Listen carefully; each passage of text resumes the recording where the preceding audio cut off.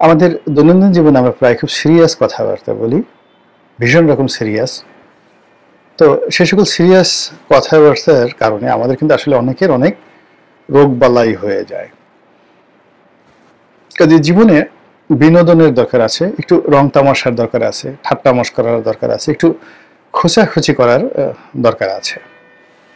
যেমন ধরুন, এই যে এখন তারেক রহমান সাহেবকে নিয়ে যে হাস্যকর কতগুলো স্লোগান দেয়া হয়েছে, অনেকে রাগ করেছেন।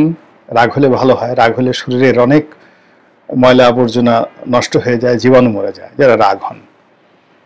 আবার এই স্লোগান দিয়ে একদল তো মহা খুশি যে তারা একেবারে লঙ্কা বিজয় করে ফেলেছেন, দিল্লি বিজয় করে ফেলেছেন, তারেক রহমানের যাকে বলে এটা করেছেন ওটা করেছেন। তো এটা একটা বিরাট বিজয়, আলেকজান্ডারের পারস্য বিজয়ের চাইতেও মহাবিজয়। তো কাজেই লেট দেম প্লে, তাদেরকে আনন্দ করতে দেন, ফুর্তি করতে দেন। আমাদের এই সমাজে এখন এই যে রাজনীতি নিয়ে কোনো অবস্থাতেই শেখ হাসিনাকে বাদ দেওয়া যাচ্ছে না, তারপরে আওয়ামী লীগকে নিয়েও বাদ দেওয়া যাচ্ছে না। কোথায় ওবায়দুল কাদের সাহেব কি বললেন সেটাও এখনো পর্যন্ত ওবায়দুল কাদের সাহেবের সেই বক্তব্যগুলো ভাইরাল হয়ে যায়। তিনি সম্ভবত ইদানিং মোষ রেখেছেন, তো মোষ রেখে তিনি হয়তো কাঁপা কাঁপা গলায় কিছু বললেন, ইউনূসকে ছাড়া হবে না, ইউনূসকে আমি দেখে দেব। আর এই কথা শুনে বাংলাদেশে দেখা গেল বিশাল প্রতিক্রিয়া। তাহলে যখনই ওনার কোনো কথায় আমরা প্রতিক্রিয়া দেখাচ্ছি, ইট মিনস তার একটা গ্রহণযোগ্যতা আছে, তার একটা শক্তিমত্তা আছে। আদারওয়াইজ সাধারণত যদি কোনো অপ্রয়োজনীয় লোক, অগ্রহণযোগ্য লোক, অগুরুত্বপূর্ণ লোক আপনাকে নিয়ে কোনো কথা বলে, ওটা আপনার মাথা কখনো হিট অ্যান্ড হার্ট করবে না। তো একইভাবে আমরা এই রাজনীতিতে আওয়ামী লীগকে বাদ দেওয়া যাচ্ছে না। ঘুরে ঘুরে নৌকার কথা আসছে, ঘুরে ঘুরে আওয়ামী লীগের কথা আসছে। তো এটা নিয়ে একটা ভিন্ন আলোচনা করব। দ্বিতীয় বিষয়টি সেটা হলো শেখ হাসিনা। তো শেখ হাসিনাকেও আমরা বাদ দিতে পারছি না। যেভাবে শেখ হাসিনার জমানাতে তারেক জিয়া, খালেদা জিয়াকে তারা বাদ দিতে পারেননি। তারা গালি দিতে গেছেন, অশ্লীল শব্দ উচ্চারণ করেছেন, রাগারাগি করেছেন, কিন্তু শেষমেশ দেখা গেল যে তাদের মুখেই মূলত বিএনপি বেঁচে ছিল। বিএনপি তাদের কর্মকাণ্ড করার চাইতে এই ধর ধর ধর, আওয়ামী লীগের লোকজন বলতো ধর ধর ধর, তাদেরকে ধর বিএনপি লোকজন বিএনপির নাম জেনে গেল, সঙ্গে সঙ্গে বিএনপির প্রতি তাদের একটা আগ্রহ জন্ম নিল। মানুষ নিষিদ্ধ জিনিসের প্রতি আগ্রহ থাকে। তারপর হলো মামলা দে, এই মামলা দেওয়ার পরে লোকজন কাদেরকে মামলা দিল তাদের প্রতি সহানুভূতি হলো। এরপরে সংসদে দাঁড়িয়ে তারেক রহমানকে গালাগাল করলেন যে ধরে নিয়ে আসবো বেটা ফাজিল, ওখানে বসে বসে বড় বড় কথা বলো, শক্তি থাকে তো আয় বাংলাদেশে। তো এই কথা বলে আর মানুষজন তারেক জিয়া সম্পর্কে একটু উকিঝুঁকি মারে যে কে এখানে শেখ হাসিনা এরকম কিছু কেন করছে, সে কি আসলে খুব শক্তিশালী যে একেবারে স্বয়ং শেখ হাসিনাকে উত্তেজিত করে ফেলছে।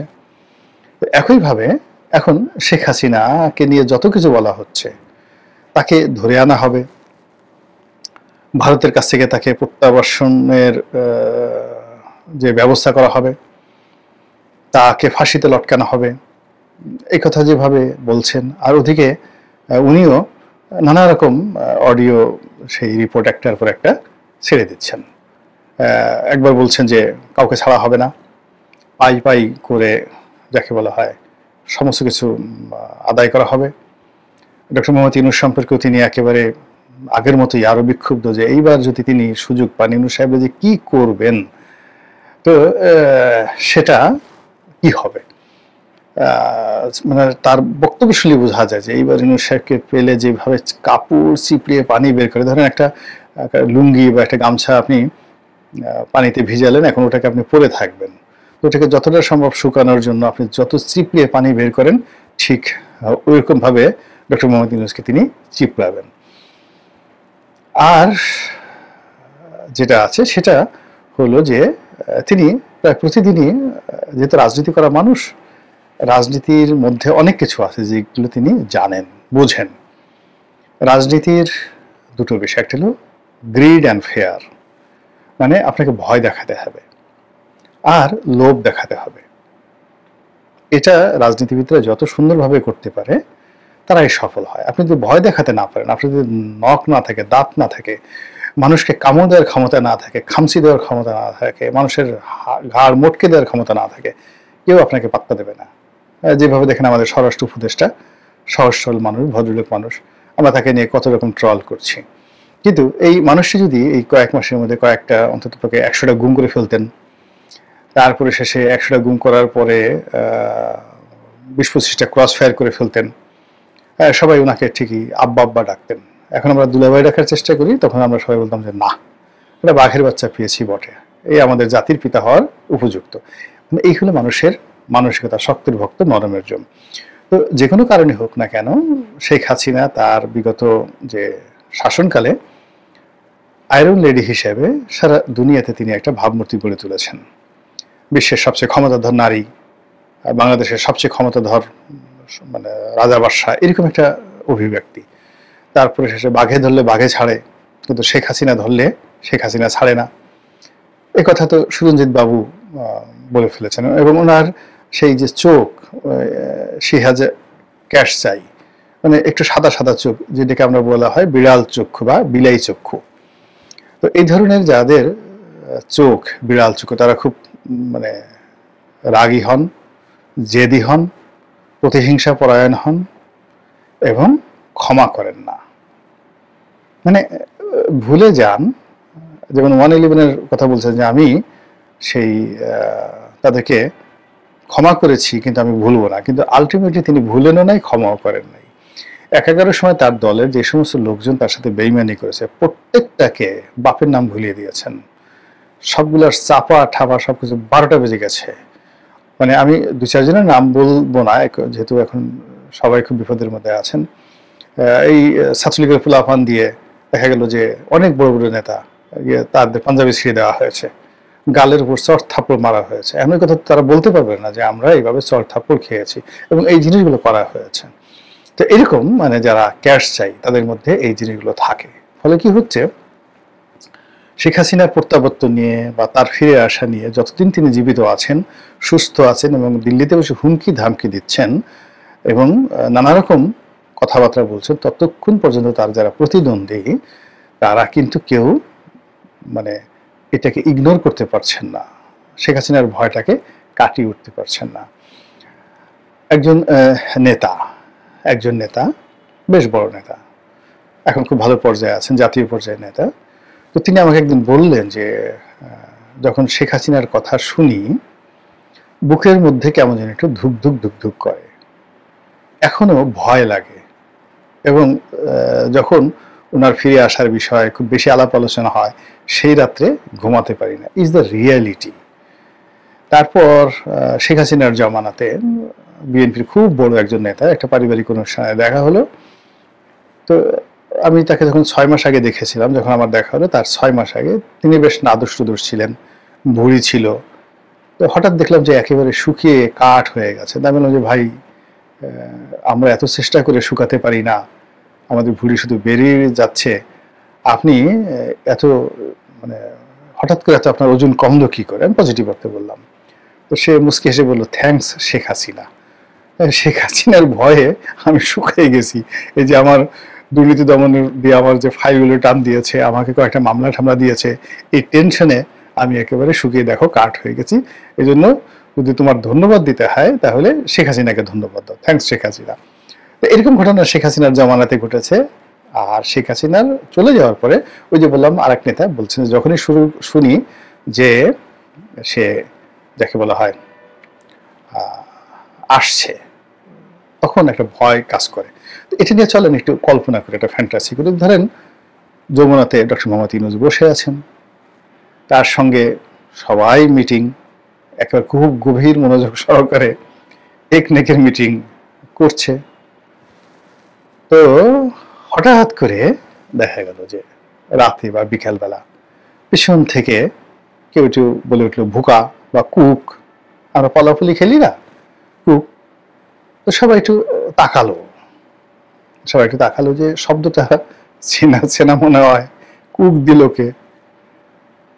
তো আবার হলো যে না, হয়তো ভুল শুনছি, এতগুলো সিরিয়াস মানুষ চারিদিকে, এতগুলো পুলিশ, এতগুলো আর্মি দাঁড়িয়ে আছি, ওয়েল সিকিউরড এলাকা, এখানে কুক দিবে কে? কুক দেওয়ার মতো এখানে তো কেউ নেই। তখন আবার যার যার মতো করে এই ফাইলে মনোযোগ দিয়ে আলাপ আলোচনা হলো। and after 5 minutes again cook বোকা। এখন সবাই সবার মুখের দিকে তাকাচ্ছে, সবাই সবার মুখের দিকে তাকাচ্ছে, দৃশ্যটা চিন্তা করেন। কিন্তু কেউ বলতে পারছে না, বয়স্ক মানুষ, যে আমরা এখানে এই অবস্থাতে আছি, আমাদের সঙ্গে তো কুক, পালাফুলি, ভোকা এই কথাগুলো আসলে যায় না, কিন্তু শব্দগুলো হচ্ছে। এটা কি ভূতে ভূতে করছে না, প্রেতে করছে না, জিনে করছে? তো এগুলো নিয়ে মুখ চাওয়াচুই হচ্ছে। তো হঠাৎ দেখলো গেল যে তারা যে রুমে বসে আছে ওর পর্দাটা নড়ছে, পর্দাটা নড়ছে আর শব্দ হচ্ছে। তো সঙ্গত যখন পর্দা নড়ছে তখন বোঝার চেষ্টা করেন যে সকলের হাঁটুর অবস্থা কি হবে বা হাতের অবস্থা কি হবে। কেউ যদি ধরেন একটু পানি খেতে চায়, গ্লাসটা উঠানো তার জন্য মানে কতটা কঠিন একটা বিষয় হয়ে যাবে। একটা সিনেমাতে দেখেছিলাম হুমায়ুন ফরিদি। তো হুমায়ুন ফরিদি বসের সামনে বসে আছে, পানি খাবে আর কি, কিন্তু ভয়ে তার হাত ঠকঠক ঠকঠক করে কাঁপছে। তো এখন সেই বস জিজ্ঞাসা করছে যে আপনার হাত এত কাঁপছে কেন? তো হুমায়ুন ফরিদি বলছে যে কাঁপাকাঁপির দেখছেনটাকে, আমি তো এখনো গ্লাস ধরিনি, গ্লাস ধরার পরে কাঁপাকাঁপি যে কি এটা আপনি টের পাবেন আর কি। অসাধারণ একটা অভিনয়। তো এরকম পর্দা দেখে মনে হলো যে একটু পানি খাই। তখন হাতের অবস্থা কি, এবং যাদের একটু বয়স্ক 70-এর উপরে যাদের বয়স আছে তাদের অবস্থা কি হবে। তারপরে পর্দা খুলে দেখা গেল সেখান থেকে সত্যিকার অর্থে শেখ হাসিনা বের হয়ে আসছেন। জাস্ট একটা ফ্যান্টাসি। কল্পনা করেন তো যে ওখানে পরিস্থিতিটা কি হবে, তারা কে কি কথা বলবেন, তাদের চেহারা কেমন হবে। এবং ওখানে ধরেন এত সুন্দর করে হাসেন আমাদের রেজওয়ানা, উনি যে হাসেন ওনার চেহারাটা তখন কেমন হবে। একেবারে জাস্ট ওখান থেকে বেরোলে একটু চিন্তা করেন, কল্পনা করতে তো কোনো অসুবিধা নেই। বা ডক্টর মোহাম্মদ ইউনূস তো চেয়ারে বসে আছেন, গম্ভীর থাকেন, বেশি একটা হাসেন টাসেন না। হঠাৎ করে উনি দেখলেন এই দৃশ্য দেখলেন। তারপরে শেষে অন্যান্য যারা লোকজন আছেন, আমাদের স্বরাষ্ট্রমন্ত্রী মহোদয়, উপদেষ্টা মহোদয়, তিনিও তো বৈঠকে থাকেন, তিনিও দেখলেন। হ্যাঁ, তো তিনি তখন কি করবেন, কি বলবেন বলেন তো? তো এই যে অবস্থা, আমরা আলাপ আলোচনা করছি শেখ হাসিনাকে নিয়ে, এটা এই যে যে কথাটা বললাম, এটা আপনার কাছে যতই ফ্যান্টাসি মনে হোক না কেন, আপনার কাছে যতই এটা হাস্যকর মনে হোক না কেন, কিন্তু বাস্তবে যারা শেখ হাসিনার অপোজিটে দাঁড়িয়ে আছেন, প্রতিদ্বন্দ্বী হিসাবে, শত্রু হিসাবে, আমি যেটা দুষ্টামি করে বললাম, হাসতে হাসতে যে কথাগুলো বললাম, এগুলো তাদের অনেকের নিকট এই শব্দ